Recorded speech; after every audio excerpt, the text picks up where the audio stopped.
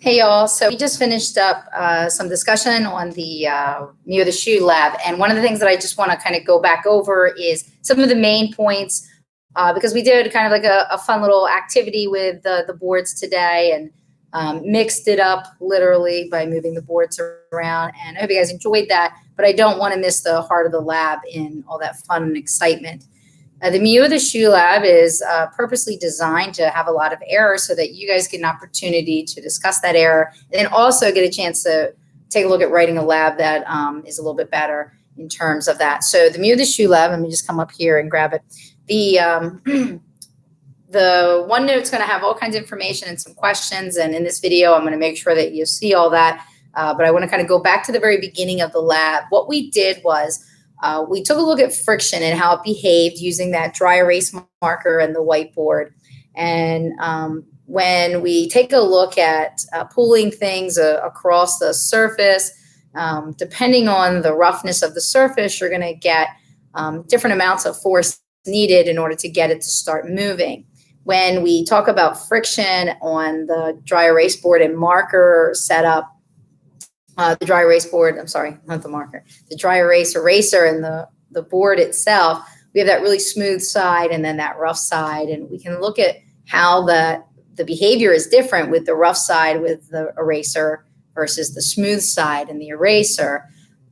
It's easier to get that marker board eraser moving on the smooth side versus not the smooth side. And then with Planky on the board, we saw dragging that wooden block across a really rough surface.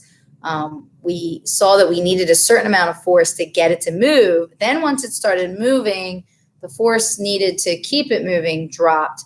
And that allows us to see that there are two different areas of friction in terms of a response needed to break it and then a response needing to keep it at a constant speed.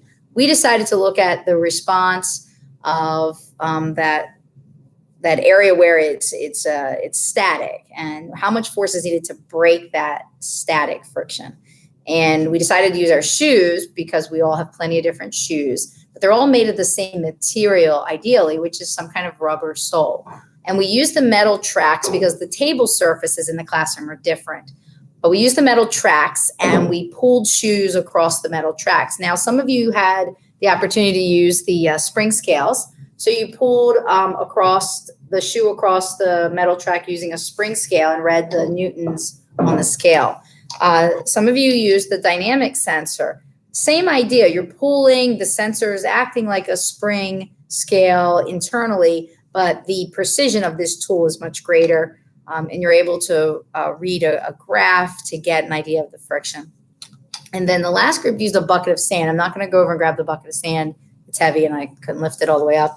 But you used a bucket of sand and a modified Atwood setup. So we're going to talk about Atwood machines and two-body systems this week. And this kind of introduces you to the idea. But when you've got the spring scale pulling the shoe or the dynamic sensor pulling the shoe or the bucket of sand pulling across that pulley and pulling the shoe across, all of those are two things moving. So they're called two-body systems, and we're going to look at that this week. But the Shoe Lab drove at our secondary concept with this unit, which is friction. So in the lab, we graphed our data and got a linear relationship that showed that the force was proportional to the weight. And as the weight of the shoe increased, so did the force needed to break the static friction. Now, when we wrote out our model, we got down to this force needed to break static friction is equal to, and we had various numbers, and that's really just because of the error in the lab, but on average around 0.9 to 1 was our slope number, and it was dimensionless because on our graph, right, this force was in newtons and this weight was in newtons. Newtons over newtons gives us a dimensionless unit. So we had no dimension in our slope, and then the weight is on the x-axis. What I said to do was the force needed to break static friction, right? This force needed to break static friction was equal to the static friction itself. And I said we were looking at this just at the moment that it broke, which is hard because then there's some error there. But we looked at it just when it started to break.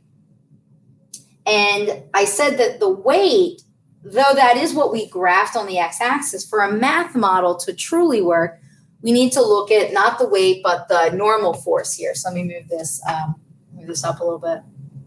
We need to look at this normal force. And what I did was I took a dry erase board and marker. So let me grab that real quick. I took a dry erase board and marker. I'm behind you right now, so you can't see me, but I'm coming back. Have no fear.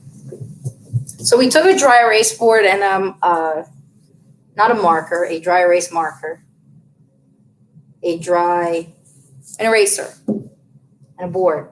And I said that, you know, this guy's not moving right here.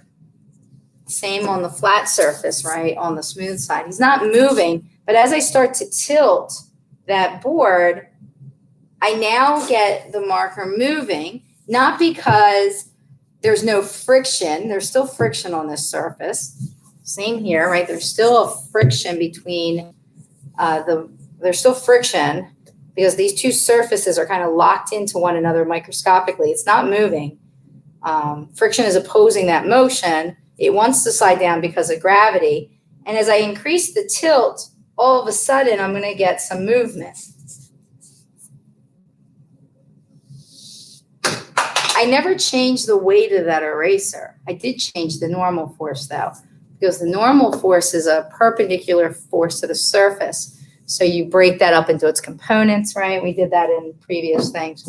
So it's really the normal force that changes So we really need to express our model in a way that it would apply in all situations. And that's why we changed that from weight to normal. So we get this idea of the force of the static friction is equal to some coefficient, we call it mu, and therefore why the lab's called mu of the shoe. And you guys know where mu comes from, right? When we get into the Greek alphabet. And the normal force there. And then you can see, let me grab my pen. You can see that we wrote this into more applicable terms. So the coefficient of static friction is simply the relationship between the force of static friction and the normal. And these are on your equation sheet for AP. But this mu is a coefficient of friction. And if you look up a table of coefficients of frictions, you'll find that various surfaces have different types of coefficients of friction. And in this lab, you want to do that. You want to explore different coefficients of friction, and it'll help you to find ways that it applies in everyday life. There are lots of situations where we have to take in consideration friction. And we are able to walk only because there's friction. Imagine if it was nothing but ice here, a frictionless surface. We would not be able to walk, or at least not walk very well. The last thing I want to say about this lab, when you're going to do the write-up, please make sure you're looking at all the different sources of error in a way to negate that error. And when you're thinking about friction, you need to consider the surfaces that are interacting, because that ultimately is going to determine the coefficient of friction. And if you change your surface, you're changing that coefficient, which then in turn changes how the object behaves. I think that's all I want to say for this part. I don't want to get into too much more. In the OneNote, I have the free body diagrams, and you just want to make some adjustments with your normal and weight on, I don't know why that's a scribble there. Let's just say weight. Normal and weight, making sure that this is these two, right? So this weight is longer than this weight, and obviously the normals are equal in length for the respective weights, but in the positive direction. And we're looking at when this situation here, this pool is longer than this static friction. It simply means that we've broke static friction, and then this becomes kinetic.